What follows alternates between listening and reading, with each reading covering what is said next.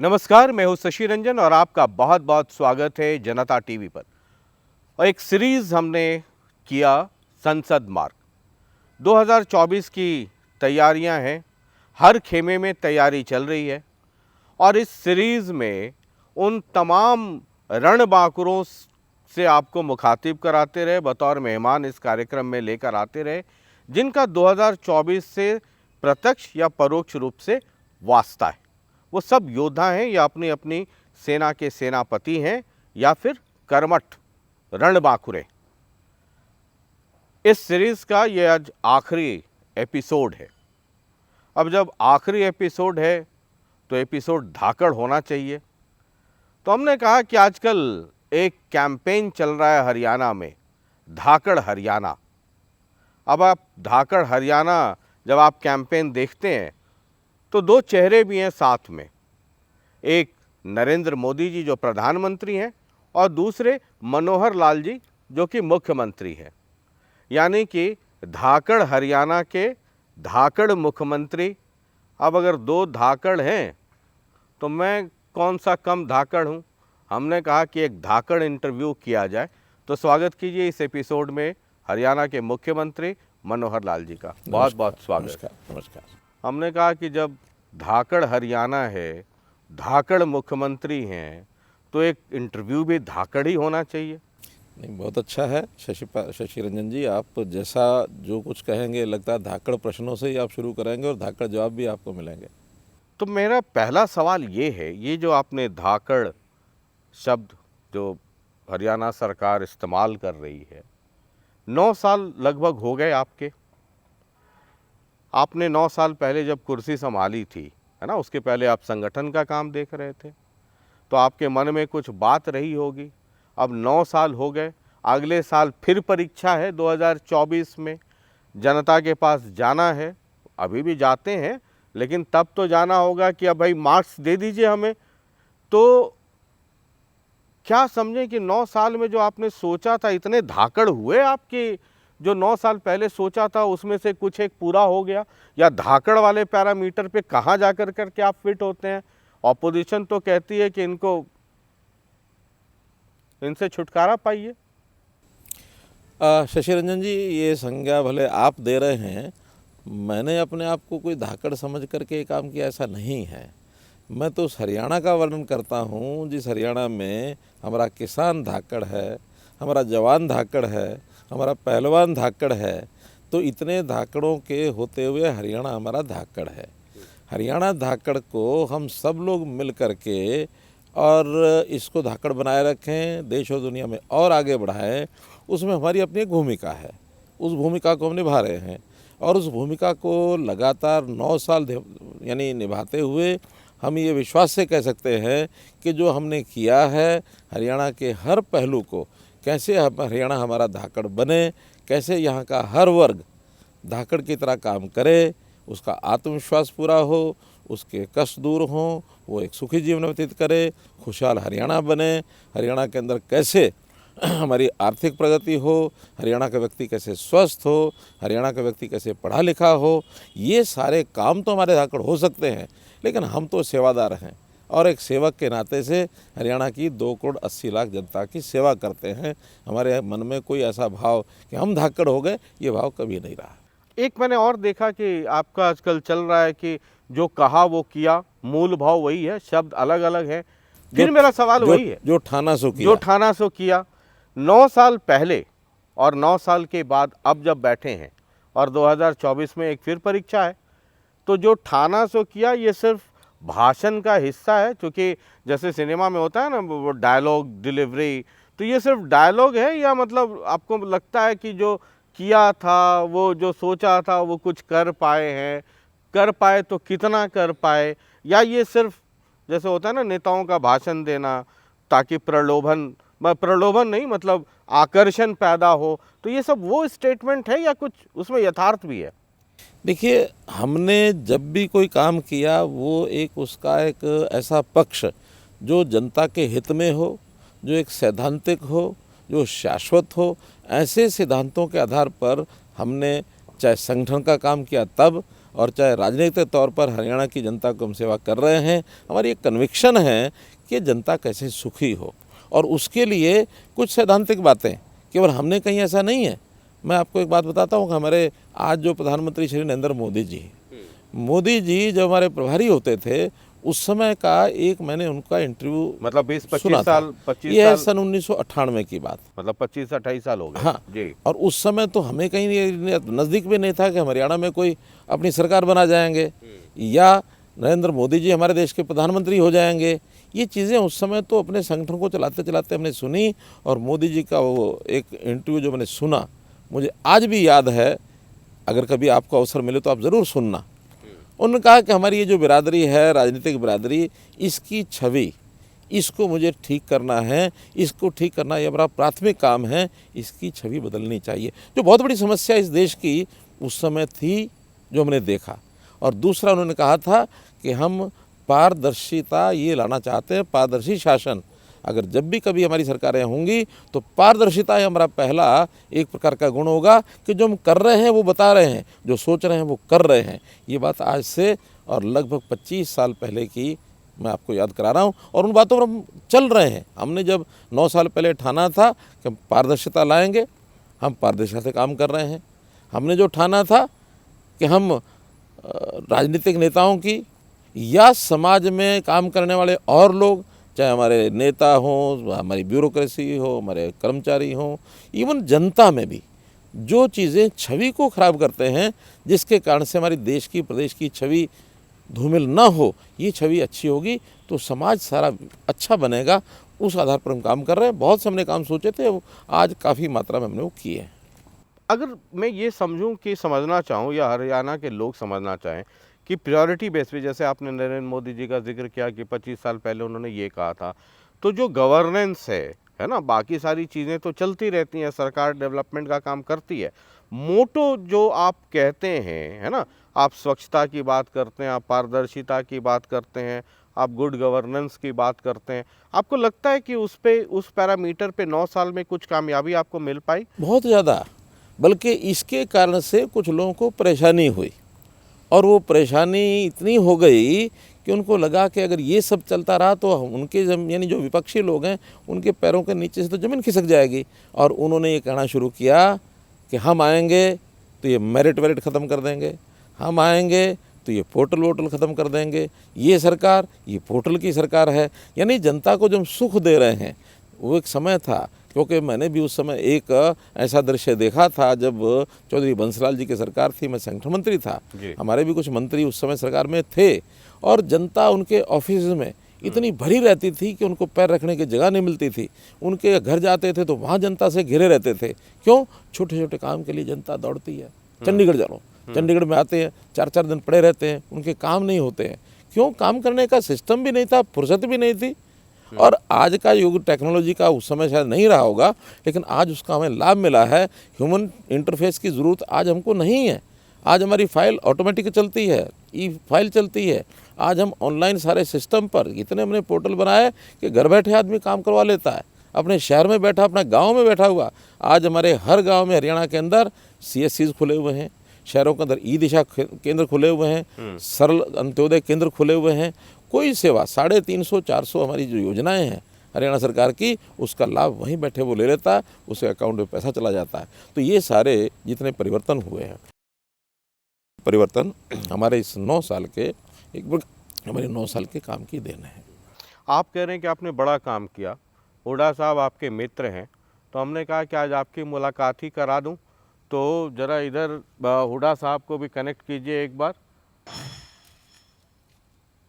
स्वागत है हुड्डा साहब, और मुख्यमंत्री जी बैठे हैं, आप सवाल करना चाहेंगे? एक ही सवाल है कि हरियाणा जो प्रति व्यक्ति आय, प्रति व्यक्ति निवेश, नौकरी देने में और कानून व्यवस्था में नंबर 1 था 2014 में, आज बेरोजगारी में नंबर 1 क्यों हो गया? आज महंगाई में नंबर 1 क्यों हो गया? आज अपराध दोगुना क्यों बढ़ गया? आज हरियाणा पे कर्जा इतना क्यों बढ़ गया? उस कर्जे का हिसाब दे। बहुत अच्छा, हुड्डा साहब ने 4 विषय उठाए जी। एक इन्होंने कहा कि बेरोजगारी बढ़ गई। मेरा ये कहना है कि बेरोजगारी बढ़ी नहीं है, बेरोजगारी घटी है। अंतर है तो केवल वो जिस चश्मे से जिस किताब को पढ़ते हैं, उस किताब का नाम है CMIE। और CMIE की किताब एक कांग्रेस के इनके बड़े नेता हैं, कोई गुजरात के नेता, उन्होंने वो बनाया हुआ सिस्टम, वो किताबें छापते हैं। 2017 में जब हम ही सरकार में थे, वो कहते हैं कि यहाँ की जो बेरोज़गारी है वो 2 से 3% हो गई। 2 साल बीतते हैं, 1 साल बीतता है, उसमें वो कहते हैं नहीं ये तो बढ़ कर के 18% हो गई। और 1 साल बीतता है, वो कहते हैं 35-36% हो गई। अगले 2 महीने में वो कहते हैं 24% हो गई। भाई हमने तो, अगर वो 2% से 37% हुई थी तो यहाँ कोई ऐसा संकट नहीं आया था हरियाणा में। हरियाणा की इंडस्ट्री लगातार बढ़ रही थी, हरियाणा में MSME बढ़ रहा था, बड़ी इंडस्ट्री बढ़ रही थी। हरियाणा इज़ द बेस्ट, यानी जिसको कहना चाहिए preferred destination for the investors, कि जो इन्वेस्टर यहाँ आकर के आज भी हमारा हरियाणा, यानी चाहे गुरुग्राम हो, चाहे हमारा सोनीपत हो, चाहे हमारा फरीदाबाद हो, चाहे हमारा रेवाड़ी बावल हो या हमारा पंचकुला हो, ये चीज़ें सब आगे बढ़ रही हैं। और अगर जहाँ तक बेरोज़गारी का विषय है, ये जिस 2% से लेकर 34-35% लेकर के गए थे, आज पार्लियामेंट में ये कथन, इन्हीं का क्या कहा हुआ कथन है कि जी अब 9% आ गई है। भाई 34% से 9% आ गई, हमने कौन सा जादू का खेल किया? और 9% ये कह रहे हैं, इनका मैंने कुछ दिन पहले एक वक्तव्य सुना है, इनका 9% हो गई है। आज वो 6.5% हमारे जो PFL क्या है, PLF, जो हमारा लेबर फ्रंट का जो एक आंकड़ा छपता है, और जो वर्किंग क्लास है वो आज कितने काम कर रही है, कितने काम नहीं कर रही है, 6.5% बताते हैं। और हम भी कहते हैं 6 से 7% हो सकती है। कोई भी विकसित देश भी 5% से नीचे वहाँ बेरोज़गारी नहीं रहती है।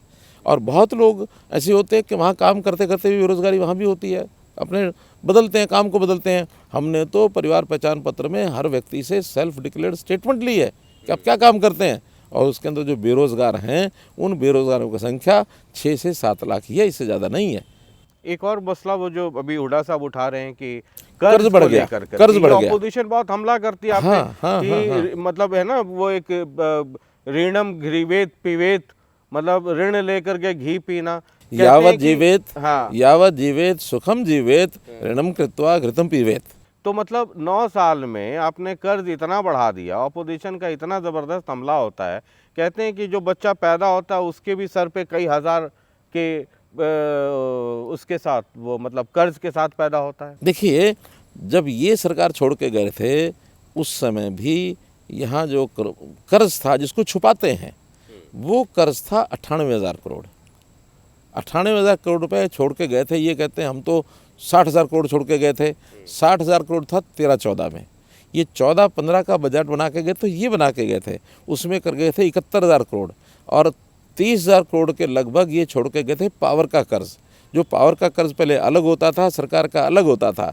हमने आने के बाद केंद्र सरकार ने उन दोनों को मिला करके और उड़ान स्कीम के अंतर्गत वो सारा कर्ज भी सरकार पे करेगी, ये हमने योजना बनाई। अगर ये नहीं बनाते तो आज हमारी पावर कंपनीज सब बैठ गई होती।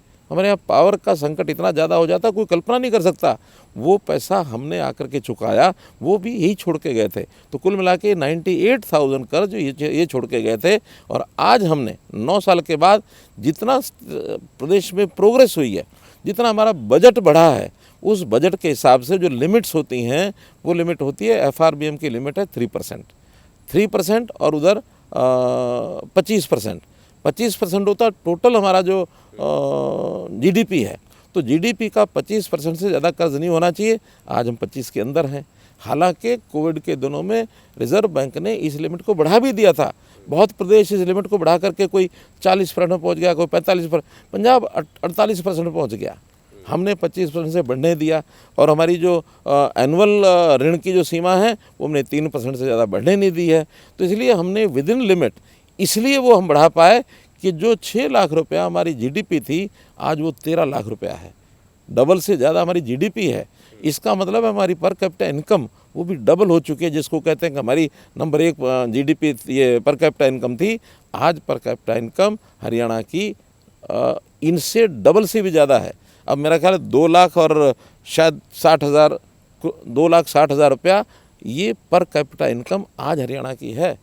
और जहाँ तक हमारे रेवेन्यू की कलेक्शन की चीज़ है, रेवेन्यू कलेक्शन हमारा GST देश भर में जो बड़े राज्य हैं पर कैपिटा कलेक्शन जीएसटी की Haryana is the highest one.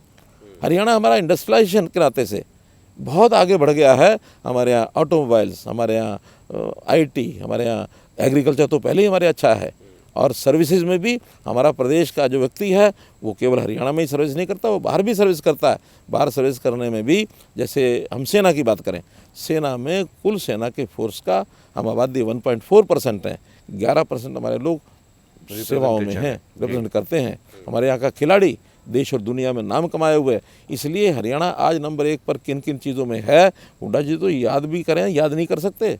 और उस समय जो लैंड ऑर्डर की स्थिति होती थी, उस इनके समय के बड़े बड़े कारखानों में यानी छोड़ के भाग रहे थे, चाहे मारुति थी, चाहे होंडा थी, चाहे बाकी सब थे, डरते थे। और आज हमारे यहाँ मारुति जैसी कंपनी एक नया प्लांट 20,000 करोड़ रुपए का खरोदा में लगा के तैयार कर रहे हैं वो। लेकिन जब आप लॉ एंड ऑर्डर की बात करते हैं तो मेवात का इंसिडेंट अभी रिसेंट हो गया, उसके पहले भी पिछले टेन्योर में भी कुछ इंसिडेंट हुए आरक्षण को लेकर के, वो सब। तो ये आप अपना फेलियर या स्टेट गवर्नमेंट का फेलियर नहीं मानते कि ये जो इंसिडेंट हुए ये हरियाणा पे एक धब्बा हो गया? मैं बिल्कुल फेलियर इसलिए नहीं मानता कि ये जो सारी समस्याएं हैं, ये सब समस्याएं इन्होंने विरासत में हमको दी हैं। 7 दिन हुए थे अभी सरकार में आए हुए, और रामपाल के प्रति जो इन्होंने सारा काम, क्योंकि आखिर तो करौथा का जो घटनाक्रम है वो सारा इनके ही समय हुआ। करौथा में गोलियां चली, वहाँ डेथ हुई, उसके बाद वही आश्रम में आके बरवाला में बन गया। कोर्ट का केस पहले चल रहा था, अगर उसको ये पहले से समस्या को ना आगे बढ़ाते, उस समय उसका निर्णय करा देते, तो करौथा वही बाबा रामपाल का क्यों होता ये सारा कांड। ये केवल 7वें दिन कोर्ट ने कहा कि इनको पकड़ कर हमारे यहाँ हवाले करो। हमारी पैदाइश की समस्या है क्या? कोर्ट की बात माननी थी, हमने मानी और उनको पकड़ के उनके हवाले किया। उसके बाद आरक्षण वाला मसला हो जाट आरक्षण की आग इन्होंने लगाई। आखिर जाट आरक्षण के समय एक समझौता हो गया था, इनके किए हुए समझौते पर तो कोर्ट ने उसको रद्द कर दिया। हमने कहा हम इसको एक्ट लेके आएंगे, ये एक्ट नहीं लेके आए। इन्होंने आंखों में धूल झोंकी जाट समाज के, और बिना एक्ट के एक नोटिफिकेशन निकाल दिया, कोर्ट ने उसको रद्द कर दिया। हमने कहा हम एक्ट लाएंगे। एक्ट लाने के बाद भी जब इनको लगा कि ये तो बड़े आसानी से मामला फैसला हो रहा है, और रोहतक में आग लगवा दी। कि इन्होंने आग लगवाई, पूरे इनके सारे सिस्टम में सब चीज़ें मिलती हैं कि इनके साथ लगे हुए इनके पॉलिटिकल सलाहकार रहे हुए प्रोफेसर वीरेंद्र सिंह, उनका नाम क्यों आता है, क्यों सारे वो बातचीत सारी मिलती है। अलग बात है कोर्ट के अंदर अभी केस वो चल रहे हैं, उसका कोई फैसला जब होगा तब होगा, लेकिन प्रत्यक्ष प्रारंभिक जानकारियां तो इनके खिलाफ सारी इकट्ठी हुई, सब इन्होंने इकट्ठा करके दिया। मेवात में लोग कहते हैं कि आप कांग्रेस को ज़्यादा जानबूझ करके उसमें फंसा रहे हैं, उनके एमएलएस को। उनके एमएलए ने स्टेटमेंट दी कि हम जो है वहाँ पर कोई आदमी अगर वहाँ आता है तो उसका गंठे की तरह से फोड़ के रख देंगे। ये इस प्रकार के धमकी भरे जो बयान हैं, ये कोई विधानसभा में देगा तो इनका असर नहीं होता क्या? विधानसभा में जिम्मेवार आदमी जाते हैं, जिम्मेवार आदमी के नाते से जिम्मेवार व्यवहार करते हैं। आम आदमी को गलती कर बैठे तो उसको गलती ना करे, उसको समझाया जाता है। ये खुद वहाँ खड़े खड़े उकसा रहे हैं, और वो उसके खिलाफ तो कुछ भी नहीं बोले। उनका एक विधायक, उस विधायक के सपोर्ट में बाकी सब विधायक जा रहे हैं। एक बार भी ये बोले हों कि हमारे विधायक को इस प्रकार की गैर जिम्मेदाराना बात नहीं करनी चाहिए थी, इनका मुंह फूट गया था क्या? ये उन चीज़ों को आनंद लेते हैं और ये सोचते हैं कि हाँ सामने वाले को मत्थे पर मढ़ देंगे। भारतीय जनता पार्टी के खिलाफ कोई भी किसी प्रकार का षड्यंत्र नहीं रच सकता। क्यों साफ दिल के आदमी हैं। हमको मालूम है कि सारे समाज को इकट्ठा रख के चलना है, ये जातिवादी राजनीति ये हमको नहीं करनी है। हम हरियाणा में एक लेकर के चलते हैं।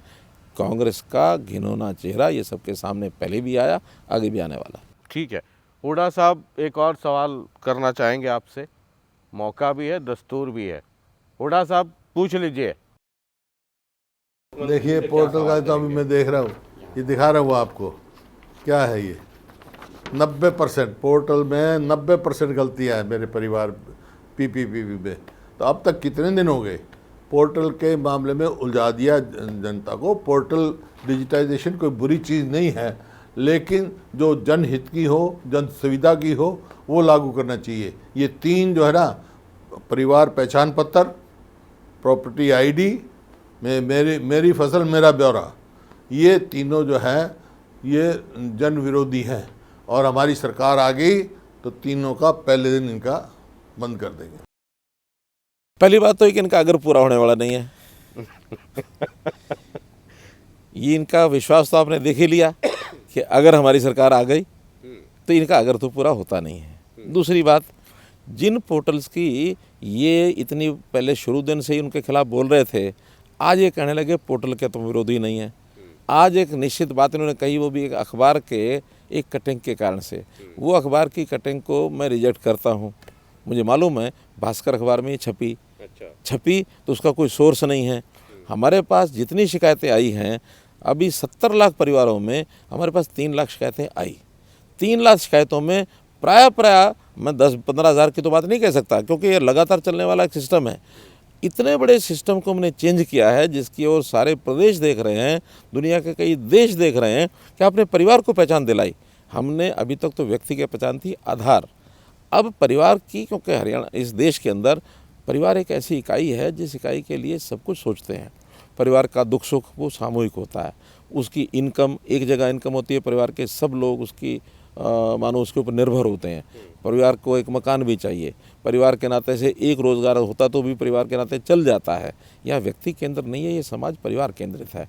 परिवार की पहचान बना करके हर परिवार की चिंता करना, ये हम आगे बढ़ रहे हैं।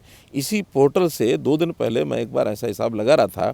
मैंने कहा कोई एक वर्ग जिसको हम पहले थोड़ा प्राथमिकता दे करके आगे बढ़ाएं, तो हमारे सर्वे में आया कि 24 से लेकर के और 36 वर्ष तक का ये जो आयु वर्ग है, इसकी चिंता रोज़गार के नाते ज़्यादा होती है। 24 से नीचे वाला अपने काम करके कहीं ना कहीं अपने आप को सेटल करने के प्रोसेस में होता है। 36 साल के बाद वो अपने काम में कहीं ना कहीं सेट हो जाता है। इस वर्ग का जब मैंने हिसाब निकाला कि बेरोज़गार लोग कितने हैं, तो 24 से 36, हाँ उसमें पढ़े लिखे, ग्रेजुएट कितने हैं, गरीब कितने हैं। मैंने 3 कंडीशन उसमें लगाई। 1 लाख रुपए से कम जो परिवार हैं उनमें, 2 24 से 36 वर्ष की आयु, 3 उनके अंदर ग्रेजुएट कितने हैं। तो ये कंडीशन जब लगाई उठा करके उसके अंदर, हाँ और अनएम्प्लॉयड है 32,000 लोग उसमें से कुल मिलाकर के मिल गए हमको। अब हमने टारगेट बनाया कि 1 लाख से कम वाले ग्रेजुएट परिवार 32,000 है, तो हम इनको काम में लगवाएंगे ना। कहीं सरकार में लगेंगे, कहीं HKR में लगेंगे, कहीं इनको हम मुख्यमंत्री अंत्योदय परिवार उत्थान योजना में ला करके इनको कहीं ऋण दिलवाएंगे, कहीं अपना काम करेंगे, कहीं प्राइवेट नौकरी में अंदर करेंगे। हमारे सारे रास्ते खुले हुए हैं और इन रास्तों के माध्यम से हमने लगभग अपने इस 9 साल के अंदर 1,10,000 तो नौकरियाँ दी। 1,10,000 नौकरी ट्रांसपेरेंट तरीके से, और प्राइवेट के लगभग 35 लाख लोगों को रोज़गार इन 9 सालों के अंदर मिला है, जो अपने चाहे सेल्फ रोज़गार है चाहे प्राइवेट इंडस्ट्री में है। तो इस नाते से, रोज़गार के नाते से हर साल लगभग 4 लाख लोग नए तैयार होते हैं। 2 लाख अपने कामों में अपने आप लगते हैं, 2 लाख को काम देने का काम सरकार करती है। सब मिला करके करते हैं। हरियाणा में जो पहले से था उससे बेरोज़गारी कम हुई है, ज़्यादा नहीं हुई है। एक जब आपने ये इसकी बात की तो मैं एक देख रहा था कि एक मुख्यमंत्री आवास योजना आपने शुरू किया, और जो मेरे पास जानकारी है उसमें 2 लाख से अधिक एप्लीकेशंस शायद आ गए हैं। हालांकि ये मतलब अब पोस्ट कितनी है नहीं पता मुझे, लेकिन जो मुझे पता चला कि 2 लाख से अभी वो चल रहा है। हाँ 2 लाख हर से दिन ज़्यादा बढ़ रहे हैं एप्लीकेशन आ गए। अब इतने ज़्यादा एप्लीकेशंस आ गए, आप जब पोर्टल की बात कर रहे हैं, तो ये कैसे संभव हो पाएगा कि आप इतने बड़े संख्या में लोग अगर आ रहे हैं जो मुख्यमंत्री आवास योजना के तहत, इतने लोगों को कैसे दे पाएंगे?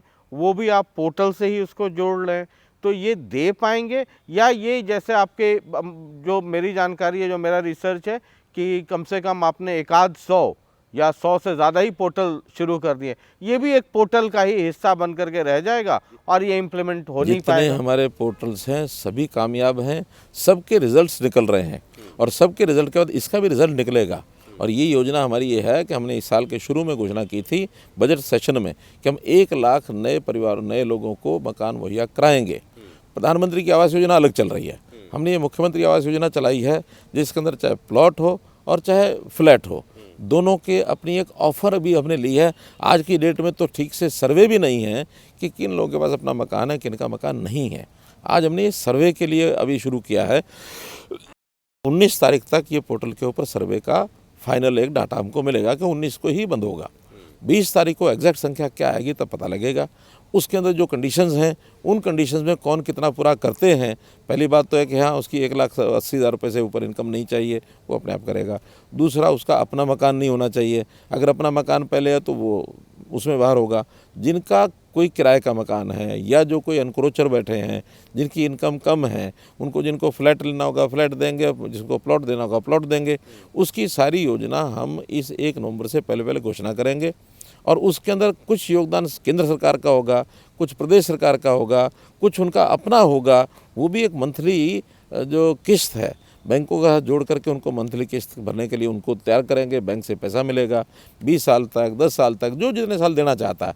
तो इस नाते से हमारे पास ज़मीन पर्याप्त है, ज़मीन की कमी नहीं है। HSVP ने भी लगभग 20 शहरों में तो अपनी ज़मीन चिन्हित कर ली है। बाकी हम ई भूमि पर सब खरीदेंगे और ख़रीद करके उनको सस्ते मकान, सस्ते प्लॉट ये मुहैया कराएंगे, ये हमारा दावा है। HSVP को भी लेकर करके अभी रिसेंटली मैं देख रहा था, हुड्डा साहब एक प्रेस कॉन्फ्रेंस कर रहे थे, उसमें भी बड़ा सवाल उठा रहे थे कि उसकी ट्रांसपेरेंसी को लेकर करके कि मतलब जो पहले होता था वो अब होगा नहीं होगा। पहले होता था जितना लूट के खाया जा सकता था, जितना उसके अंदर हेराफेरी करनी नाम होती बदल थी, दिया, उससे क्या हो जाएगा? नाम बदल दिया नहीं है, केवल उसके सिस्टम भी बदल दिया हमने। पहले ये बंदरबाट जो करते थे, उस बंदरबाट के अंदर जो आए उन्हीं को उठा के प्लॉट दे दिए, उन्हीं आए को इंडस्ट्री प्लॉट दे दिए, कहीं कुछ कर दिया। हमने जितने हमारे पास इन्वेंट्री बची हुई थी, हमने कहा कि अब इसमें जो घाटे हैं पहले घाटे पूरे करने हैं। क्योंकि इन्होंने जो ज़मीनें एक्वायर की थी, एक्वायर करते समय बहुत इन्होंने दुकानदारियाँ अपने बनाई। किसी भी शहर में चले जाओ, जितनी ज़मीन के ऊपर सेक्शन 4 लगाया, 4 लगाने के बाद इसको छोड़ दो, उसको छोड़ दो, इस डेवलपर को पकड़ लो, उस डेवलपर को बेचनी है तो उसकी किसान की छुड़वा दी, उसके सौदा करा दिया। कितने केस हैं, CBI तक भी चल रहे हैं, कोर्टों में भी ये सारे केस, आज सुप्रीम कोर्ट में, हाई कोर्ट में, सब जगह पेंडिंग पड़े हैं। और फिर उसके बाद किसानों को उकसा करके कि ठीक है भाई हमने तो कर दिया, अब आपकी अनाउंसमेंट बनती है, अनाउंसमेंट के लिए चले जाओ, पहले लोअर कोर्ट से, फिर हाई कोर्ट से, फिर सुप्रीम कोर्ट से, और 1 रुपये की चीज़ 8-8, 10-10 रुपये उसकी अनाउंसमेंट शुरू हुई।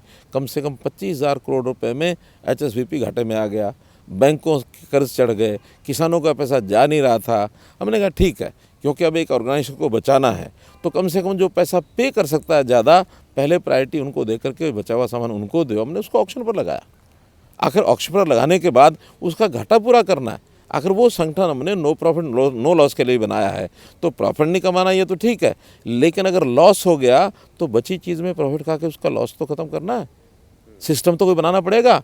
आज हम HSVP को उसमें से बाहर निकाल लाए, आज हम HSIDC को उसमें से बाहर निकाल लाए। दोनों ऑर्गेनाइजेशंस अगर ये सिस्टम अडॉप्ट नहीं करते तो दोनों की मृत्यु थी, दोनों संगठन खत्म थे।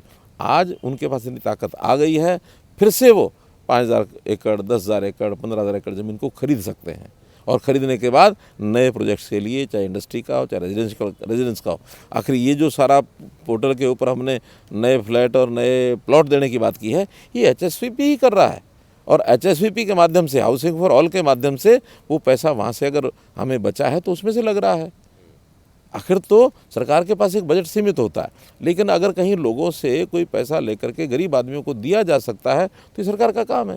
ये जब आप हाउसिंग की बात कर रहे हैं, गरीबों को देने की बात कर रहे हैं, अभी मैं रिसेंटली देख रहा था कि एक सीरीज चल रहा है आपका कच्ची कॉलोनियों को पक्की करने का। ये कच्ची कॉलोनियाँ बनती क्यों हैं? एक तो मतलब गड़बड़ झाला तो वहीं से है, और उसके बाद आप उसको फिर पक्का कर रहे हैं। ये गवर्नमेंट का फेलियर नहीं है क्या? देखिए, ये फेलियर आज का नहीं है। ये ठीक बात है कि इसमें गवर्नमेंट के फेलियर रहे हैं, लेकिन ये 20-30 साल से चल रहे हैं। हमने सन 80, 85, 90, 95 में जो कॉलोनियाँ बनी कटी, वो भी सामने आई हैं। जब ये सारा सिलसिला लगातार हम कर भी रहे हैं, हमने 2016-17 में भी और 700 कॉलोनियाँ उस समय अप्रूव की थी। उससे पहले कांग्रेस सरकार ने भी की थी, उससे पहले भी हुई थी। ये पहली बार नहीं हो रही हैं। लेकिन इन कॉलोनियों को अप्रूव करने की नौबत क्यों आती है? नौबत इसलिए आती है कि एक तरफ सरकार का प्लान सिस्टम है कि भी हम सेक्टर बनाएंगे HSVP के, लाइसेंसेस देंगे डेवलपर को, वो लाइसेंस का पैसा भरेंगे और वो बनाएंगे। पैसे वाले लोग तो ठीक है, अपने सारे सिस्टम को वहाँ अपना पूरा कर लेते हैं। बहुत लोग ऐसे होते हैं, ना HSVP का वो ले सकते हैं, मकान फ्लैट ले सकते हैं, प्लॉट ले सकते हैं, ना डेवलपर का ले सकते हैं। वो सस्ती ज़मीनों पर इस प्रकार के अनऑथराइज्ड कॉलोनियाँ बनाते हैं। कोई भी बिल्डर, कोई भी एक कॉलोनाइज़र खड़ा हुआ, उसने 10-5 एकड़ खरीदा, खरीद के अपने कैंची की तरह प्लॉट काटे, उसको दे दिए। कोई सुविधाएं नहीं, कोई वहाँ सीवरेज नहीं, कोई वहाँ सड़क नहीं, कोई वहाँ बिजली पानी नहीं, कुछ नहीं। लेकिन गली एक छोड़ दी और उसके अंदर एक मकान बना के दे दिया, लोग अपना सस्ते में मकान बना लेते हैं। इस तरह अनऑथराइज्ड कॉलोनी का सिलसिला वो लगातार चलता रहा। हमने आकर के ये कहा कि ठीक है, अब एक वन टाइम सिस्टम में हम इसको सख्ती से डील करेंगे, नई कॉलोनी बनने नहीं देंगे। पुरानी सब कॉलोनियाँ सबको रजिस्टर किया और सबको अप्रूव करने का काम चलाया। उस समय हमारे पास 2200 कॉलोनियाँ रजिस्टर हुई थी, आज भी 1500 700 तो हमने अप्रूव की हैं। अभी इस समय में 1500 आज भी बाकी हैं, जिसके आने वाले 3-4 महीने में सब अप्रूव कर देंगे। और अप्रूव करने के बाद फिर उनको निवेदन किया है कि इसके जो डेवलपमेंट चार्ज हैं वो जो अपना जब दे सकता है उस हिसाब से उसको लेंगे। और इसी प्रकार से वो अप्रूव हो जाएंगी तो हम सरकार के नाते हमने 3000 करोड़ रुपया उसके लिए अलग से रखा है। 3000 करोड़ रुपए से उसकी गलियां हैं, उसकी नालियां हैं, उसका पानी है, उसका सीवरेज है, ये सब व्यवस्थाएं करेंगे। और इन व्यवस्थाओं में जनता को एक सहूलत मिलेगी, लाभ मिलेगा। हाँ, नई कॉलोनी अब काट नहीं सकते। हमने एक नया नियम बनाया कि अब किसी की रजिस्ट्री अनअप्रूव्ड कॉलोनी है तो रजिस्ट्री उसकी नहीं होगी, केवल एग्रीकल्चर लैंड की रजिस्ट्री होगी, या अप्रूव्ड कॉलोनी या लाइसेंस कॉलोनी या HSVP, बाकी सब जो प्लान तरीके से बने हुए हैं मकान वही बनाएंगे। एक बार वंस फॉर ऑल ये हमारी जो अनअप्रूव्ड कॉलोनियाँ हैं इनको पूरा करेंगे। थोड़ी कठिनाई हमारे कॉलोनाइजर जो उसमें बिजनेस में लगे थे, बाकी सब लगे थे, उनको एक आदत बनी हुई थी कि किसान से ज़मीन खरीदना, मकान बनाना, दे देना, उस पर चेक लगा है, रजिस्ट्रियाँ होती नहीं हैं, शिकायतें हमें मिलती हैं। हाँ, अब हमने इसमें प्रॉपर्टी ID जो हुड्डा साहब कह रहे थे, हमने प्रॉपर्टी ID बनाई है। आज तक ये पता नहीं था कि पूरे इलाके में, शहरी इलाके में, ग्रामीण इलाके में प्रॉपर्टी है कितनी, और प्रॉपर्टीज़ का हिसाब रखना ज़रूरी है, इसलिए कि हमने सुविधाएं देनी है। सुविधाएं तभी दे पाएंगे जब हिसाब किताब अकाउंटिंग होगी। जब हम शुरू किया था तो उस समय हमारे डिपार्टमेंट के सब लोग कहते थे 34 लाख 35 लाख शहरी प्रॉपर्टी है। धीरे धीरे ये बनते बनते जब एक कंपनी आई, उसने सर्वे किया तो 42 लाख हुई। एक्चुअली में आज जब प्रॉपर्टी ID बनी है तो ये प्रॉपर्टीज हो गई 47 लाख। और इसके अंदर जाके पता लगा कितनी अनऑथराइज बिल्डिंग्स भी ऐसे जो नॉर्म से बाहर जाके बने हुए हैं। जो एरिया अप्रूव्ड एरिया था उसमें भी हमने एक नियम और बनाया कि मान लो कुछ लोगों ने अपने व्यवसाय के नाते दुकान में बेसमेंट बना ली है, फर्स्ट फ्लोर बना लिया है, इसका भी भारी पैसा ये पुराने नियमों के हिसाब से देना पड़ता था, हमने वो सब बदल दिए, उन सबको अप्रूव कर दिया और उसमें भी चार्जेस, मिनिमम चार्जेस लगा करके और उनको अप्रूव किया है। कुछ रेजिडेंशियल एरिया जिसके अंदर लोगों ने पुराने एरिया बने हुए हैं, कोई DLF कॉलोनी है तो कोई इम्प्रूवमेंट ट्रस्ट की कॉलोनी बनी है, वहाँ पर लोगों ने अपने रेजिडेंस को कमर्शियल बना लिया, बड़ी बड़ी दुकानें बना ली। पानीपत माल टाउन है हमारा, करनाल का, रोहतक का, ये सारे माल टाउन, अम्बाला का। तो इन सब जगह पर जो रेजिडेंशियल अब कमर्शियल हो गए थे उनको भी सबको रेगुलर कर दिया कि आप कमर्शियल का अपना पैसा जमा कराइए और कमर्शियल काम करिए, अब कोई आपको दिक्कत नहीं रहेगी।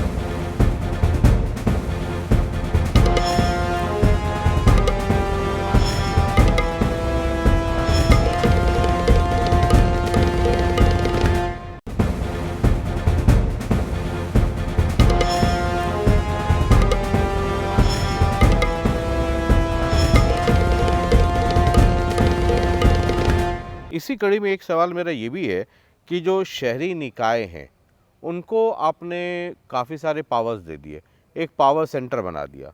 आपके MLAs रोते हैं, अधिकारी रोते हैं, कहते हैं जी हमें तो पावर दिया नहीं। आपके MLAs आपसे इसलिए भी खफा रहते हैं कि आपने उनकी तो सब भीड़ भाड़ वाला सब बंद कर दिया। निकाय को जो निकाय हैं, चाहे वो शहरी निकाय हो या जो, उनको आपने पावर सेंटर बना दिया, उनको बहुत सारे पावर्स आपने एग्जीक्यूट करने का दे दिया। तो ये कॉन्ट्रडिक्शन नहीं है क्या एडमिनिस्ट्रेशन में? देखिए, हमारे यहाँ कॉन्स्टिट्यूशन के अंदर एक 3 टियर सिस्टम है, एक सेंट्रल गवर्नमेंट, एक स्टेट गवर्नमेंट, एक local self government. Local self governments को पावर पिछले इन सब सरकारों ने कभी दिए नहीं, लेकिन लोकल सेल्फ गवर्नमेंट लोगों के जनजीवन का डे टू डे काम करने का काम ये लोकल सेल्फ गवर्नमेंट का होता है, स्टेट गवर्नमेंट का नहीं होता। यहाँ नाली टूट गई, यहाँ गली टूट गई, यहाँ छोटा खंभा टूट गया, यहाँ ये बिजली, पानी, सफाई। अब सफाई जैसे चीज़ों में, डोर टू डोर कलेक्शन करने में हम लगे रहेंगे क्या? आखिर ये सारी चीज़ें लोकल सेल्फ गवर्नमेंट की होती हैं जो डे टू डे यूज़ की होती हैं, रोज़मर्रा की चीज़ें। ऐसी चीज़ों को उनको पूरी पावर देने में मुझे लगता है कि आम आदमी को भी सफल, यानी उसकी सेवा अच्छी मिलेगी उसको। और हमारी लोकल सेल्फ गवर्नमेंट का जो वास्तविक कॉन्स्टिट्यूशनल एक प्रोविज़न है उसको हम पूरा करेंगे। तो लोकल सेल्फ गवर्नमेंट की पावर देने में हमें कोई आपत्ति लगती नहीं है। हमारे पास एक उस विभाग को, रूरल डेवलपमेंट और अर्बन लोकल बॉडीज़ की पावर्स को छोड़ करके सारी पावर्स हमारे पास हैं। एजुकेशन की हमारे पास, हेल्थ की हमारे पास, एग्रीकल्चर के हमारे पास, यानी रेवेन्यू के हमारे पास, इरिगेशन के हमारे पास, कौन सी चीज़ नहीं है। तो इसलिए ये जितने भी डिपार्टमेंट हैं, पावर है वो स्टेट के पास है। तो ऐसे पावर डिपार्टमेंट, ये सारी चीज़ें, बड़े बड़े चीज़ें हैं, ये स्टेट के पास हैं। लेजिस्लेटिव का काम स्टेट में किस प्रकार की पॉलिसी बनाई जाए, किस प्रकार के नियम कानून बनाए जाए, ये असेंबली का काम है। ये असेंबली, हम नहीं चाहते कि बहुत छोटे छोटे कामों में हमारे लोग उलझे रहें। हमने अपने यानी सारे सिस्टम का बेस्ट यूज़ स्टेट के लिए क्या हो सकता है और जो कॉन्स्टिट्यूशन हमको बताता है उस हिसाब से हम चले हैं। आखिर आज देखा जाए तो सेंट्रल गवर्नमेंट, जो हमारे मेंबर पार्लियामेंट हैं, उनका पब्लिक के साथ इतना काम नहीं आता जितना एमएलए के पास आता है। वो भी चाहते हैं कि सारी चीज़ उनके पास रहे। तो एमपी एमएलए सबके यहाँ दरबारी खत्म कर दी, निकाय को पावर दे ऐसा दिया। नहीं है, मतलब बहुत छोटे छोटे आपके ऊपर काम। आरोप ये लगता है, आपकी पार्टी के लोग कहते हैं कि तो अधिकारियों से सरकार चलाते हैं, हमारी तो कोई पूछ नहीं हो रही है। देखिए, हमारा जितना काम है हम करते हैं। हमारा काम, मैंने बताया, पॉलिसी बनाना, नीतियाँ बनाना, जो बड़े प्रोजेक्ट्स हैं प्रदेश के अंदर उनको चलाना, छोटे गली नाली सफाई, इस काम में हमारा कोई काम नहीं है।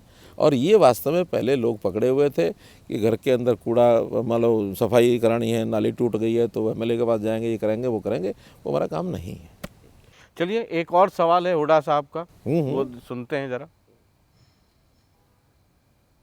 जी हुड्डा साहब, पूछ लीजिए।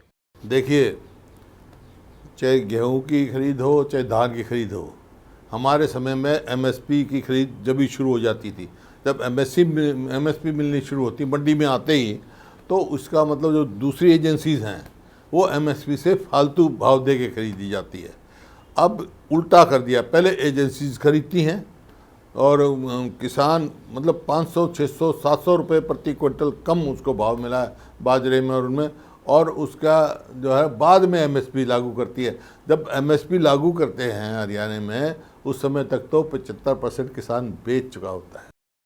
ये कह रहे हैं कि आप एमएसपी देर से लागू करते हैं, ये सब सोची समझी रणनीति है कि बाकी जो लोग हैं उनको फ़ायदा हो जाए और किसानों का उसमें नुकसान हो जाए। एक ही प्रश्न है, अब हुड्डा साहब तो प्रश्न पूछ के चले गए, एक प्रश्न आप उनसे पूछ लेना कि इन्होंने बाजरा कभी खरीदा? कभी भी खरीदा? बाजरा नहीं खरीदा। इन्होंने सरसों कभी खरीदी? नहीं खरीदी। ये धान और गेहूं, इस दो के ऊपर, दो के अलावा तीसरी फसल कभी खरीदी हो इन्होंने एमएसपी पर तो मुझे बता दें। हम 14 फसलें खरीदते हैं और एक नियम है, केंद्र सरकार जो खरीदती है वो चूँकि एफसीआई के माध्यम से सब सिस्टम खरीदने का उनका है, स्टेट का है भी नहीं। लेकिन स्टेट अगर कोई चीज़ खरीदेगी अपने आप तो स्टेट को अपने आप कंज्यूम करनी पड़ेगी। बाजरा अगर हम खरीदेंगे तो बाजरा हमें कंज्यूम करना है, और बाजरे की कंजम्पशन, आपको पता है कि हमारे पीडीएस पर भी बाजरा नहीं बिकता था। हमने आने के बाद साल में 5 महीने बाजरा पीडीएस की दुकान पर देंगे। आखिर बाजरा प्रोक्योर करके कहाँ ले जाएंगे? बाजरा प्रोक्योर करके कहीं काम आएगा कि नहीं? और अच्छी बात यह है कि अब देश और दुनिया में मिलेट ईयर के बाद बाजरे की वैल्यू बन गई है। वैल्यू बनने के बाद एमएसपी पहले कभी बाजरे पर कोई ख़रीदता नहीं था, जो बाज़ार भाव बिकता था। पहले साल हमने ख़रीदा, आज से 4 साल पहले की बात बता रहा हूँ, बाजरा ख़रीदा। हमने तो ख़रीदा हरियाणा में, राजस्थान के लोगों ने बाजरा यहाँ उठा के डालना शुरू कर दिया, और हमें जो एक्स्ट्रा बाजरा था बाद में बेचना पड़ा 700 रुपये 800 रुपया क्विंटल, हमको कम बेचना पड़ा। प्रदेश को लगभग 600 करोड़ रुपए का, 700 करोड़ रुपए का, शायद 800 करोड़ का घाटा हुआ केवल बाजरे में, क्योंकि सेंटर उसमें वो कोई कंपनसेट नहीं करता। अगले साल जब हमने कहा कि ठीक है हम केवल हरियाणा के किसान को लाभ देंगे, हम बाहर के किसान को लाभ नहीं देंगे, हमने योजना बना करके भावांतर भरपाई योजना चलाई। इन्होंने कभी चलाई क्या? कभी नहीं चलाई। हमने कहा जो एमएसपी है किसान को पैसा उतना ही मिलेगा, बल्कि यहाँ तक अगर बाजरा घर में भी वो खाएगा उसको भी रेट मान करके उसका डिफरेंस हम देंगे। हमने 600 रुपया क्विंटल उनको दिया। 600 रुपया क्विंटल इन्होंने कभी भावांतर का 1 पैसा कभी दिया हो तो लुट जाए किसान, डूब जाए, कुछ भी हो जाए, ना इन्होंने गेहूं का कुछ देना, ना इन्होंने धान का कुछ देना। हमने बाजरे का पैसा स्टेट से देना शुरू किया। अगली बार क्योंकि मांग बढ़ी तो रेट का डिफरेंस जो रह गया वो 450 रह गया। हमने के बाद 450 दिया। 450 देने के बाद इस बार और मांग बढ़ी, केवल 300 का फ़र्क रह गया। हम बाज़ार में अगर जाते हैं एजेंसियों के नाते से 2200 रुपया, तो एक्स्ट्रा 300 रुपया हम देते हैं, क्योंकि बाज़ार में जितना हमको चाहिए उतना ही लेंगे। और बाकी अगर दूसरे लोग, हमने 2200 खरीदना शुरू किया, व्यापारी ने भी 2200 खरीदना शुरू किया, कुछ व्यापारी ले गया, कुछ हम ले गया, लेकिन जो 300 का गैप है सरकार दे रही है। हाँ, अगर एमएसपी पर खरीदेंगे तो भी 2500 पर खरीदेंगे, किसान को 2500 मिलेगा, हम चाहे 2200 पर खरीदें चाहे 2500 पर खरीदें। हमने एक अच्छी व्यवस्था बनाई है। सारे देश में भावांतर भरपाई योजना हरियाणा का एक अपना एग्जाम्पल बना है। हम सब्जियाँ, उनको भी, इनके समय में सब्जियाँ, टमाटर, आलू सड़कों पर फेंक देते थे। आज कभी कोई ऐसा समाचार मिला कि टमाटर या आलू कोई सड़कों पर फेंकता है? कोई नहीं फेंकता। क्यों? अगर वो कम भाव में बिकता है तो हमने रेट तय कर दिया कि इस रेट से नीचे अगर आपका बिकेगा तो ये गैप हम देंगे। भावांतर भरपाई योजना में हम फसलों का, यानी सब्जियों का करोड़ों रुपए दे रहे हैं। तो व्यवस्था कहाँ से बनी? इनको व्यवस्थाओं का पता हो तब तो ये बोलें। एक ही बात बोल ली कि एमएसपी पर हम खरीदते क्या थे? एफसीआई के लोग एजेंसियों के माध्यम से धान खरीदते थे, गेहूँ खरीदते थे, और क्या खरीदते थे? कुछ नहीं। चलिए, हुड्डा साहब की जब बात चल रही है तो एक दो सवाल हुड्डा साहब से जुड़े हुए वो भी मैं साथ साथ पूछता ही चलूँ, फिर आगे बढ़ जाऊँगा। आपकी सरकार में एक डिप्टी सीएम है। हुड्डा साहब ने कहा है हम 4 डिप्टी सीएम रखेंगे, एक ब्राह्मण होगा, एक ओबीसी से होगा, एक दलित से होगा और एक जनरल से होगा। हंसने के अलावा तो कोई जवाब है नहीं मेरे पास ये। अरे भाई, राजनीति में इतनी ज़्यादा आप अगर जातिवाद को ले आएंगे तो समाज को कहाँ ले जाएंगे? इस जातिवाद से कभी तो बाहर निकल करके शुद्ध रूप से सोचना चाहिए। विषय हमारे सामने भी आते ही हैं, ऐसा नहीं कि नहीं आते हैं। 2014 के अंदर हमने एक बात कही थी कि हरियाणा को जातिवादी राजनीति से बाहर करने के लिए हम पूरी कोशिश करेंगे, और मैं हरियाणा में एक ये नारा दिया था। क्यों दिया था? 3 C's ऑप्टेड बाय कांग्रेस। वैसे तो कांग्रेस अपने आप भी सी है। करप्शन, क्राइम और कास्ट बेस्ड पॉलिटिक्स, ये इनके 4 C कांग्रेस के हैं, कांग्रेस समेत। इससे कैसे छुटकारा पाना, इन चारों से छुटकारा पाने का हमारे पास प्लानिंग भी है, योजना भी है। नाम कास्ट बेस्ड पॉलिटिक्स। हाँ, कास्ट रहेगी, कास्ट तो परिवारों की, आदमियों की, सबकी अपने सिस्टम से रहती है। वो परिवार के अंदर 10 प्रकार के और बातें होती हैं जो कास्ट बेस्ड सारे, अपनी सुरक्षा है, अपना एकता है, अपनी ब्याह शादियाँ हैं, अपना परिवार, वो सब। लेकिन राजनीति में कास्ट घुसा करके एक पाप करते हैं। ये काम इन्होंने इसमें किया है कि हम एक इस जाति का डिप्टी सीएम बनाएंगे, हम एक इस जाति का डिप्टी सीएम बनाएंगे। अरे इतना दम था तो एक जाति को ये कह देते कि हम तुम्हारा सीएम बनाएंगे। इतना दम था तो करके दिखाते। इतने ही ऑफर करते हैं, और इनके घर के अंदर इन्हीं की अपनी वो बहन कहती है कि ये कहाँ से अधिकार लेके आ गए डिप्टी सीएम का, वो कह बैठी है। ये जातियों की बात हो रही है तो जातीय जनगणना को लेकर के एक बड़ा मसला चल रहा है। बिहार में जातीय जनगणना हुआ, अब कांग्रेस कह रही है कि हमारे जहाँ जहाँ राज्य हैं हम वहाँ पे जातीय जनगणना कराएंगे। आपकी क्या सोच है इसके ऊपर? हम पहले बता चुके हैं, हमारे यहाँ हरियाणा के अंदर किसी प्रकार की कोई जातीय गणना की कोई डिमांड भी नहीं है, और डिमांड इसलिए भी नहीं है कि जातीय आधार पर हम कोई बहुत ज़्यादा सोचते नहीं हैं। जनहित जो है वो हमारा टोटल मिला के समाज को ध्यान में रखते हुए वही है। ये ठीक है, हमारे संविधान ने कुछ चीज़ें दी हुई हैं आरक्षण के तौर पर, क्योंकि ये समाज पिछड़े हुए समाज थे, जो मुख्य धारा से दूर थे। उनको मुख्य धारा में लाने के लिए डॉक्टर अंबेडकर ने जो उस समय कॉन्स्टिट्यूशन दिया, उसके अंदर प्रावधान ये आज भी हैं, और उसकी हम सुरक्षा करते हैं। ऐसा नहीं कि उसकी सुरक्षा नहीं करते। अभी पिछले दिनों में बात आई कि अनुसूचित जाति का जो प्रमोशन में रिजर्वेशन नहीं है क्लास 1 और 2 में, हमने कहा नहीं, पूरा देंगे।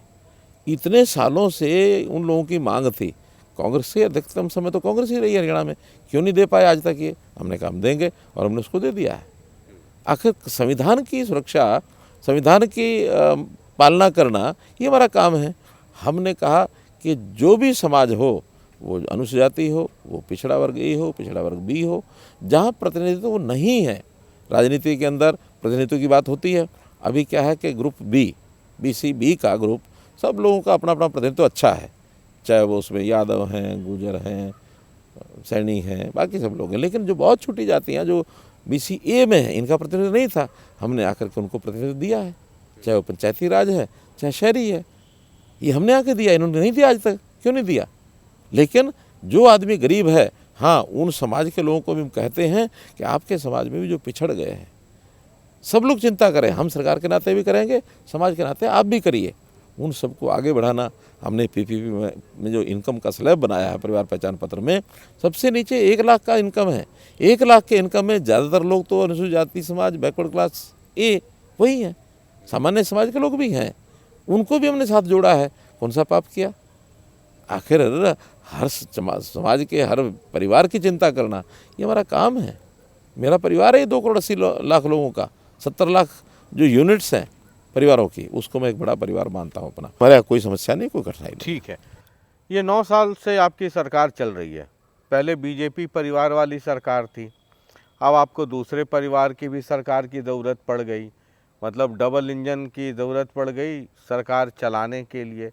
ये पहला 5 साल और अभी जो चल रहा है, क्योंकि आप पे हमला हो ना हो, जो आप जिससे गठबंधन कर रहे हैं उन पे हमला बहुत ज़्यादा है, अंदर से भी, बाहर से भी, इधर से भी। अभी पिछले बार तो कुछ दिन पहले या कुछ महीने पहले तो दिल्ली में वो मैराथन उचाना से शुरू होकर दिल्ली, और दिल्ली से प्रभारी आपके घर, फिर आपके चंडीगढ़, फिर अगले दिन आपकी पीसी, और गठबंधन जारी है, जारी रहेगा, वहाँ जा कर के उस पर विराम लगा। ये दोनों सरकारों के बीच का अनुभव कैसा है? देखिए, राजनीति में बहुत चीज़ें ऐसी होती हैं जिसको ना तो उसका कोई इतिहास से संबंध है, ना भविष्य से संबंध होता है, वर्तमान से संबंध होता है। अच्छा, ना इतिहास से संबंध है और ना भविष्य से संबंध है। हाँ जी, कारण मैं क्या एंटीना हमेशा खड़ा रखता हूँ अपना। हाँ हाँ जी। कारण क्या कि जब हम 2019 में मैंडेट मिला, उस मैंडेट में साफ था कि 40 हमको मिली हैं, 30-31 कांग्रेस को मिल गई, 10 इनको मिल गई, एक 9 लोग बाकी इंडिपेंडेंट या बाकी जो लोग छोटी पार्टी के नाते से वो सब थे। अब मैजिक का जो आंकड़ा होता है वो 45 अब 45 होता है, 46 होता है। अब 46 अगर हमको करना है और एक स्टेबल सरकार चलानी है, हमने कोई चुनाव से पहले तो हमारा कोई समझौता नहीं था। सरकार बनाने के लिए समझौता तो करने की हमारी आवश्यकता थी, हमने किया दोनों ने मिलकर, उनकी भी थी हमारी भी थी, दोनों ने मिलकर के सरकार चलाई है, अच्छी चलाई है, अच्छी चल रही है। आगे भविष्य के साथ कोई इसका संबंध है नहीं। आगे क्या करना होगा हमारा पार्लियामेंट बोर्ड बैठ के सोचेगा, वो पार्टी सोचेगी, हम पार्टी सोचेंगे, बैठ करके विचार करेंगे आगे कैसे बढ़ना है, लेकिन 4 C's को दूर रखना। अब जब दौर चल रहा है आपके मित्रों से, जब आपकी मुलाकात, हालांकि आप देखते रहते ही होंगे, एक और आपके मित्र हैं, बड़े चौधरी हैं, जरा सुनिए। सुना तो पहले भी होगा आपने, दोबारा सुनिए जरा। वो कौन है? दुष्यंत चौटाला का आओ। और भारतीय जनता पार्टी का अगर समझौता चलेगा हरियाणा में तो वीरेंद्र सिंह नहीं रहेगा भाई, ये बात साफ। मतलब कोई लुकाव छुपाव नहीं है, सीधा सीधा चौधरी साहब कह रहे हैं कि देखिए उनकी अपनी एक सोच है, बड़े सीजन्ड पॉलिटिकल लीडर हैं, आज के नहीं है, बहुत पुराने हैं, और उस सोच में उन्होंने अपना वक्तव्य दे दिया है। अब इसका तो विचार करना है, पार्टी ने भी विचार करना है, क्या करेंगे क्या नहीं करेंगे। पार्टी ने कोई बात अपनी ये कही भी नहीं कि हमने क्या करना है। जैसे मैंने बताया कि वर्तमान वर्तमान होता है, भविष्य भविष्य होता है। वर्तमान में हमारी सरकार चल रही है, आगे क्या करना है इसमें कई पड़ाव हैं। एक पड़ाव तो अभी राजस्थान का ही है, राजस्थान में तो कोई समझौता हुआ नहीं है, वो अपने हिसाब से चल रहे हैं। भारतीय जनता पार्टी अपने हिसाब से चल रही है, कोई हुआ तो नहीं ना समझौता। तो राजस्थान में जेजेपी के लोग अलग लड़ रहे हैं, तो वो वहाँ क्या बोलेंगे? तो वो मतलब बताएंगे। बीजेपी के खिलाफ बोलेंगे, कांग्रेस के खिलाफ वो बोलेंगे, बताएंगे। क्या बोलेंगे? आपको पूछना चाहिए उनसे, और हमको भी बताओ पूछ के क्या बोलेंगे। 2024 में क्या स्थिति रहेगी? दूसरा है उसके बाद लोकसभा, एक पड़ाव है लोकसभा का भी, और पता लगेगा। तीसरा फिर जाकर के है विधानसभा। विधानसभा के बाद तो लोकसभा के बाद ही तो शुरू होगी ना, तो ये जून की बात है, जून में देखेंगे जो होगा आपको आपने बताएंगे। भी कुछ देर पहले कहा था कि ये जो गठबंधन की सरकार है इसका ना कोई पास्ट से कोई संबंध था, तो रिजल्ट आया उसके बाद हुआ, और भविष्य का भी कोई संबंध नहीं मैं तो कह रहा हूँ जून में पता लगेगा। जून में पता चलेगा। हाँ, अच्छा, मई ये- तक तो केंद्र सरकार के ही सारे वो समीकरण आएंगे। हाँ, ये चूंकि जो आपके कोलिजन पार्टनर हैं उनके ऊपर बड़ा हमला होता रहता है, आपकी सरकार पे, आप पे हो ना हो, उनके बहाने आप पे भी हमला होता है। एक आपके और मित्र हैं, आज जब मित्रों का दौर चला है तो एक और मित्र हैं, वो भी बड़े चौधरी हैं, जरा उनको सुनिए, वो भी आपसे कुछ कहना चाहते हैं कि आप जेजेपी वालों को कैसे बचाते हैं, उनका अपना दर्द है। सुना दीजिए, वो भी सुना जी दीजिए। जी अभय जी पूछ लीजिए। मुख्यमंत्री जी ने आज तक जितनी हमने कॉलिंग अटेंशन लगाई, जितनी हमने डिमांड करी सीबीआई से जांच कराने की या आपकी एसआईटी से जांच कराने की या कोई जुडिशियल जांच करवाने की मांग करी, मुख्यमंत्री को तुरंत, अगर हरियाणा प्रदेश के अंदर मुख्यमंत्री को अपने आप को एक साफ सुथरा व्यक्ति दिखाना चाहता है तो फिर ये सब चीज़ें करनी पड़ेगी, अदरवाइज इन सब का दोष मुख्यमंत्री के ऊपर आएगा। ये इनका भी अपना दर्द है, लेकिन देखिए उनका दर्द हमारे से नहीं है, उनका दर्द जिससे है उससे है। अब उनके घर के अंदर कुछ चीज़ें चल रही हैं और मैं उसमें घुसूं तो ये अच्छा नहीं है। हाँ, अगर उनके पास इस प्रकार की कोई बातें हमें बताने लायक हैं या कोई ऐसे पुख्ता कोई बातें हैं हमको बताएंगे तो हम एक्शन लेंगे। वो कह रहे हैं कि कॉल अटेंशन लगाते हैं। नहीं, कॉल अटेंशन की विधानसभा का एक प्रक्रिया है और उस विधानसभा की प्रक्रिया में कॉल अटेंशन लगाते हैं तो स्पीकर की अपना प्रेरोगेटिव होता है या स्पीकर देखते हैं कि किस कॉल अटेंशन पर हमको बात करानी है, किस पर नहीं करानी है, कौन सा मुद्दा तात्कालिक है, कौन सा नहीं है। बहुत चीज़ें राजनीतिक तौर पर चलती रहती हैं और विधानसभा में जो जनता हित में जो चीज़ें सामने करनी होती हैं वो करनी होती है। राजनीतिक तौर पर किसी घर की लड़ाई के अंदर स्पीकर हमारे दखलंदाजी देंगे ऐसा मुझे लगता नहीं है। तो इस घरेलू बातों को, आज प्यार है कल लड़ाई, आज लड़ाई है कल प्यार है, क्या पता क्या हो जाए, हमें क्या पता। अच्छा, ये बेइंतहा इश्क तो इन लोगों का आपसे बहुत ज़बरदस्त है। तो अभय जी का मैंने कुछ और स्टेटमेंट ढूंढ करके निकाला जो मोहब्बत आपसे है, ज़रा वो भी देख लीजिए। सारी मोहब्बत आज एक के बाद एक है। ये जितना इन चीजों को लेकर के खुश होता है मुख्यमंत्री, ये मान के चलो, मुख्यमंत्री ने खुद ने एक बयान दिया था, ये कहा था, बोला मैं तो चद्दर ओढ़ के सो जाऊंगा, अब की बार लोग चद्दर उड़ा देंगे। मुख्यमंत्री का नाम मनोहर लाल की जगह पोर्टल रख देना चाहिए। ये मुख्यमंत्री नहीं है, ये हरियाणा की सरकार नहीं है, पोर्टल की सरकार है। जनता तो ये चाहती है कि ये पोर्टल जड़ मूल से समाप्त हो जाए, साथ साथ मनोहर लाल खट्टर भी जाए। पीड़ा है, अब इस पीड़ा को कहीं ना कहीं तो बोलेंगे। कल तक वो हुड्डा साहब बोल रहे थे पोर्टल, आज ये बोलने लगे।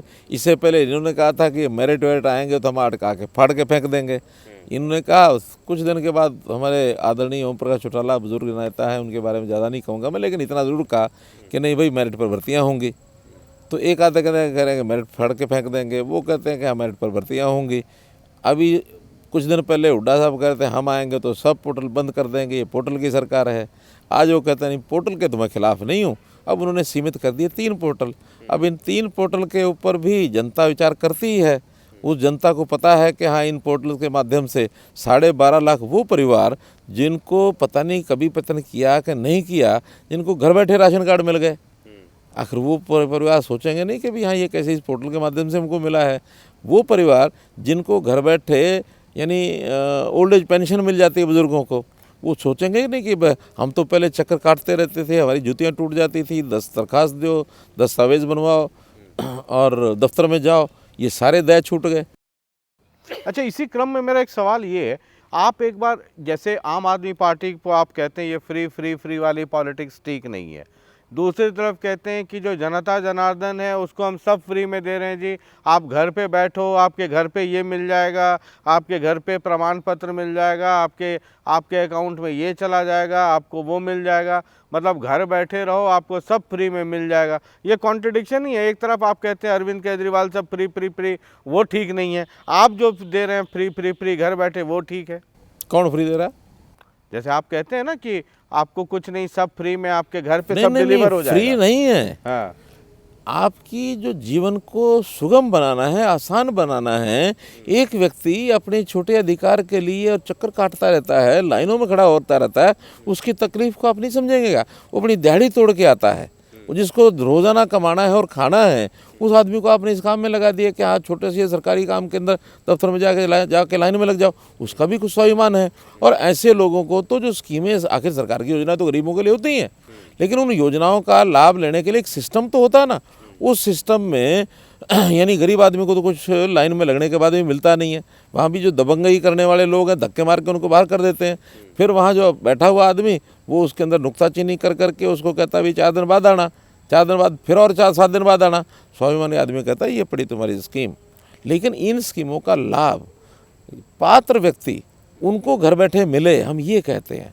हम ये नहीं कहते कि उसको यानी निकम्मा बना दो, सर्विस हाँ, फ्री है। उनको निकम्मा बना दो या उनको काम करने के लिए ज़रूरत नहीं है, तुम घर बैठे के खाली बैठे रहो। हम तो उनको काम देने के लिए उनकी पढ़ाई, उनकी स्किलिंग और उनको ज़रूरत पड़ने के ऊपर हम बैंक से बात करके उनको लोन दिलाते हैं। उनको कोई चीज़ की आवश्यकता हो तो उस आवश्यकता पूरा करने के लिए सरकारी जितने लाभ सेवा में दिए जा सकते हैं, सेवा हम करते हैं।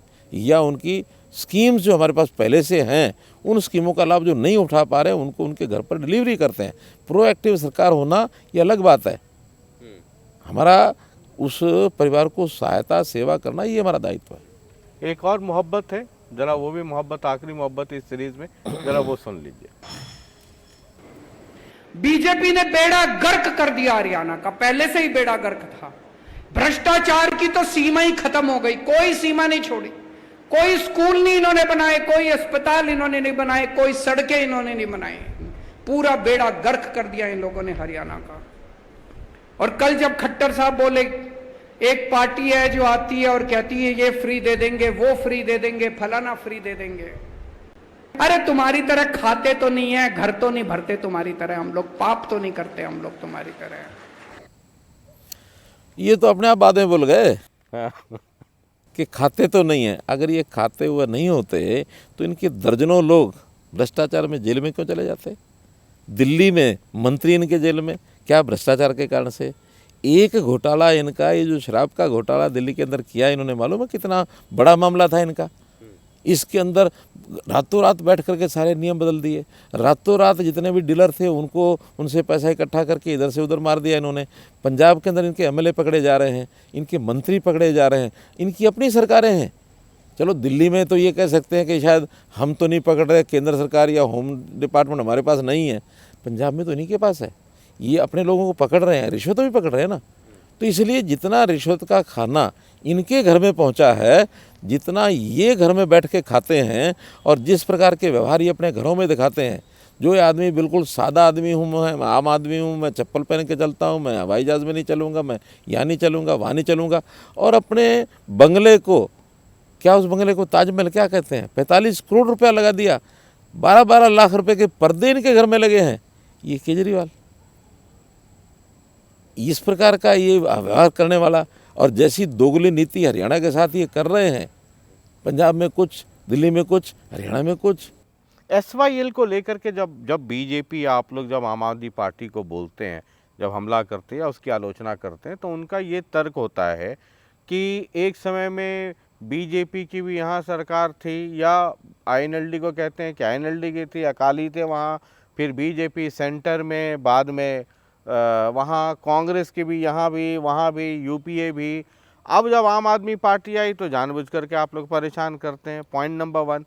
पॉइंट नंबर 2, उनका एक लॉजिक रहता है कि खट्टर साहब कहते हैं कि आम आदमी पार्टी वाले दोगली नीति अपनाते हैं, हरियाणा में कुछ बोलते हैं, पंजाब में कुछ बोलते हैं। वो कहते हैं बीजेपी की भी वही हालत है, पर बीजेपी जो हरियाणा में कहती है, पंजाब में कहती है, दोनों अलग अलग स्टेटमेंट है। बीजेपी पंजाब के लोग अलग कहते हैं, यहाँ के लोग अलग कहते हैं। देखिए, जो चीज़ें इनके अपने हाथ में हैं, और ये दोगली क्यों करते हैं? दोगली इसलिए करते हैं, पंजाब तो कहेगा कि हम पानी देंगे नहीं, दिल्ली ज़रूरत पड़ती है 14 दिन कहते हैं हमको पानी दो। तो कम से कम एक बात तो कर लें। मान लो ये कहते हैं पानी देना नहीं, लेना नहीं, समझ में आए, ये बोलते रहते हैं। दूसरा विषय सुप्रीम कोर्ट का, उसकी अवहेलना करने का जो काम करते हैं, वो भी तो उनको भुगतना पड़ेगा। पंजाब के लोग जो कहते हैं कि हम बना नहीं देंगे, सुप्रीम कोर्ट कहता है कि हाँ ये तो पंजाब हरियाणा का हक है और ये एसवाइएल बनेगी, एसवाइएल बनने का निर्णय हम दे चुके हैं, केवल उसकी एग्जीक्यूशन करनी है। उस एग्जीक्यूशन के लिए पंजाब सरकार आगे आए, हरियाणा सरकार तो हम तो चाहते हैं कि हो जाए, केंद्र सरकार आए, कौन सी एजेंसी बनाएगी, जनवरी के अंदर तारीख लगी हुई है। तो इस प्रकार की दोगली बात तो ये करते हैं ना कि इन्हीं के लोग, स्टेट इंटरेस्ट सबका होता है, ये नहीं मैं कहता कि नहीं है, लेकिन कम से कम सुप्रीम कोर्ट तो सबके लिए कॉमन है। कोई चीज़ सुप्रीम कोर्ट में चली जाए उसमें तो भाषा इनको ठीक करनी चाहिए। क्या भविष्य है एसवाईएल का? एसवाईएल तो निश्चित रूप से बढ़नी है। पानी के बंटवारे की इनके एतराज़ रहते हैं, वो कोई ट्रिब्यूनल आएगा अपने आप देखेगा, क्योंकि वो 2025 के बाद वो निश्चित रूप से ट्रिब्यूनल बनेगा ही। उसमें पानी कम है ज़्यादा है, जितना उतना बांटेंगे, लेकिन पानी हम देंगे ही नहीं, ये तो विषय हो नहीं सकता। इसलिए एसवाईएल तो एक बार जैसे सुप्रीम कोर्ट कह चुका है, तो सुप्रीम कोर्ट के निर्णय के हिसाब से एसवाईएल बनेगी। जनवरी के अंदर ये भी क्या जवाब देते हैं पता लग जाएगा। और इस बार तो बहुत सख्त निर्णय, सख्त एक प्रकार का सुप्रीम कोर्ट ने बोला। मैं उनका धन्यवाद करता हूँ इस बात के लिए, जो हमारी मांग है उसके ऊपर उन्होंने मोहर लगाई है। ठीक है, अब आखिरी एक सवाल, इंडिया अलायंस एक बन गया एनडीए के खिलाफ, हालांकि वो लोकसभा चुनाव के लिए है, उसका क्या आपका आकलन क्या है, या उसको कैसे देखते हैं आप? वो क्या कहते हैं कि कहीं की ईंट कहीं का रोड़ा, भानुमती का कुनबा जोड़ा।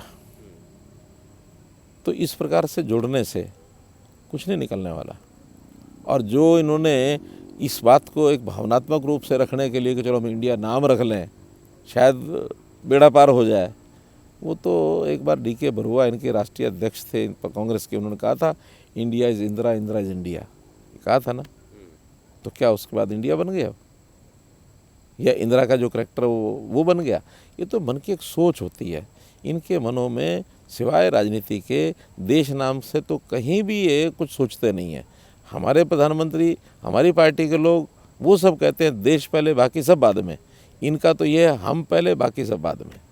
तो इस प्रकार से ये किसी प्रकार के एक राजनीतिक, जिसको कहना चाहिए कि इतनी ज़्यादा महत्वाकांक्षी होकर के और सब लोग आपस में इकट्ठे हो रहे हैं। इकट्ठे होने के बाद तो तब पता लगेगा जब चुनाव में उतरेंगे। उतरने के बाद ये कौन इनका नेता होगा और किसके बारे में सोचेंगे, क्या करेंगे। ये तो उससे पहले तो चलो सबके लार टपक रही थी कि भाई ये मौके प्रधानमंत्री बनेगा, वो प्रधानमंत्री बनेगा, अपने अपने तरीके सब चलने वाले थे।